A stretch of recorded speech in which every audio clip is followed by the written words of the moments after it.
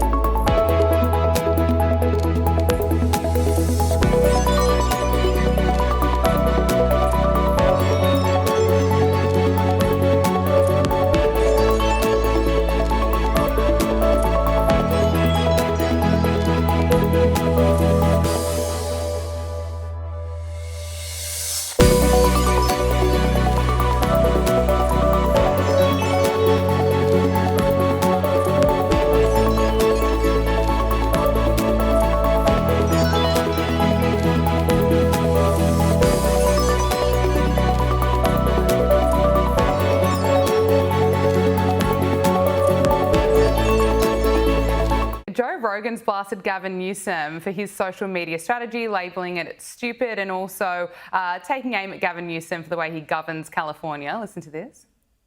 Yeah, when is he coming on? He's talking some on Twitter. I know. It's like, you think that's going to work? Like, that's so stupid. Like, this is such a bad look. Yeah. It's such a bad choice. There's a little desperation in it. But it's just stupid. It's like, this is a bad strategy. Like, I probably would have had him on. Yeah. But now I'm like, nah, what are you doing? There is a fun version where you just do it and cook them, you know? He'll cook himself. I mean, that He'll seems cook to himself. be All you already have to do happening. is just ask him questions. Yeah, it's like, why are people leaving? Well, why do you say this thing all the time where you rattle off all the good things about California? When anybody says something bad about California, it's like, #1 in Fortune 500 companies, #1 in higher education, #1. It was all that before you were there. It was all that forever. It's because the weather's perfect, man. It has nothing to do with you. But Army, Gavin Newsom has gained ground on Vice President JD Vance in a new hypothetical poll of the 2028 presidential race. According to polling by Emerson College, if the two are against each other in the next election cycle, 46% would support JD Vance and 45% would support Gavin Newsom. I mean, who are the 45%? So, look, Joe Rogan really taking aim at Gavin Newsom's social media strategy there. I agree with him. I think it's absolutely bizarre, and I would suggest that it's not helping him, but maybe it is, Army. Look, I've said this before. I've said this for a while. Don't sleep on Gavin Newsom.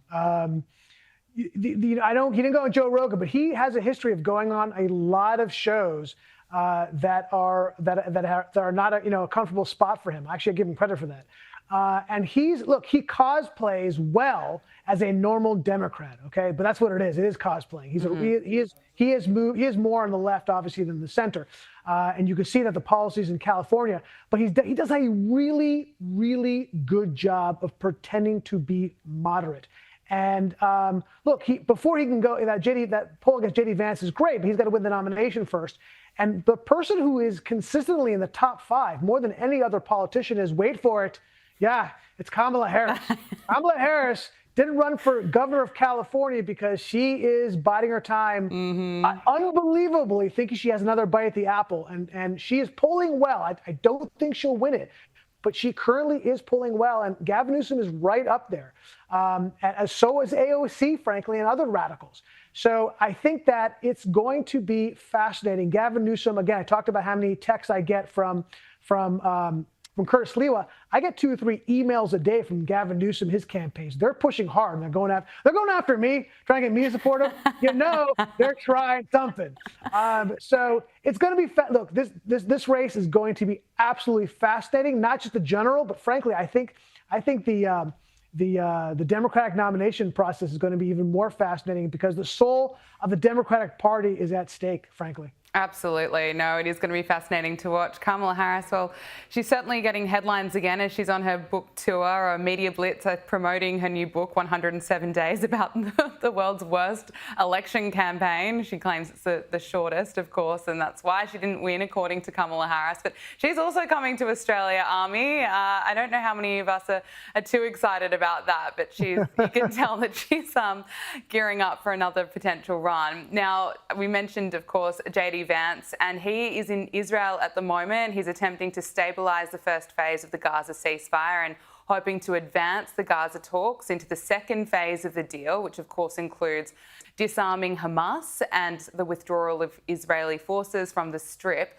Now, Donald Trump has said that multiple Middle Eastern nations are on standby to wipe out Hamas if the terror group continues its aggression. He wrote on Truth Social, numerous of our now great allies in the Middle East and areas surrounding the Middle East have explicitly and strongly, with the great enthusiasm, informed me that they would welcome the opportunity at my request to go into Gaza with a heavy force and straighten out Hamas if Hamas continues to act badly in violation of their agreement with us.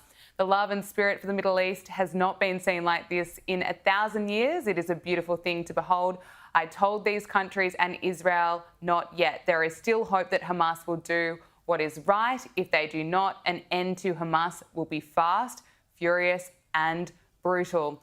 Army, what do you see happening here? Is it likely that Donald Trump will be calling on those now great allies to take out Hamas, or how do you see this playing out?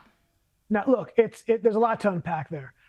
First of all, I'll start with the good stuff. When you look, the Middle East has been remade by this president, okay?